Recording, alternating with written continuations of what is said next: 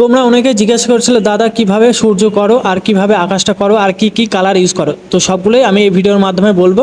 তো তোমরা দেখে নাও বা শুনে নাও আমি কি কি বলছি। সুপার কালারের মাধ্যমে এমনভাবে স্প্রে দিয়ে সূর্যটা করে নিতে হবে, ঠিক আছে, আমি যেমনটা ভাবে করছি। আর সূর্যের মাঝখানে হলুদ বাদে মানে সাদা দেবে, খালি সাদা দিলে বেশি ভালো লাগে। তো যদি কাস্টমার যদি বলে হলুদ দিতে তো হলুদ দেবে, নাহলে সাদাটা দিলে বেশি ভালো লাগে। তো যাই হোক, আমি যেমনটা ভাবে করছি ঠিক অমনটা ভাবেই করবে।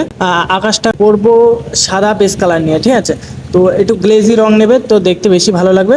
তো সুপার কালার এমনভাবে ছড়িয়ে দিলাম চারি সাইডে, আর হালকা স্প্রে ইউজ করবে, ঠিক আছে। আমি যে কাপড়ের মাধ্যমে করছি ওটা কাপড়টা ডো করে নিতে হবে, ঠিক আছে, একটা গোল একটা আকৃতির করে নিতে হবে, অমনভাবে করতে হবে। তারপর আমি এদিকে গাছ স্টার্ট করে দিলাম। গাছ স্টার্ট করার পরে আমি একটা কৃষ্ণচূড়া গাছ করছি, তো দেখতেই পাচ্ছ কেমন হচ্ছে। হালকা ব্ল্যাক আর ব্রাউন দিয়ে বডিটা করে নিলাম, গাছের বডিটা। তারপর আমি ব্রাউন কালার দিয়ে সেট দিয়ে তারপর হালকা পাতা দিলাম, পাতা দেওয়ার পর রেড কালার দিয়ে রানী কালার দিয়ে আর রানী কালার দিয়ে লাইট কালার সাদা দিয়ে এমনভাবে ফিনিশিং টাচ দিয়ে দিলাম। তো কেমন হয়েছে অবশ্যই জানাবো, তোমাদের ভালো লাগলে অবশ্যই লাইক কমেন্ট করে পাশে থাকবে। তো চলো, সকলে ভালো থাকো, সুস্থ থাকো।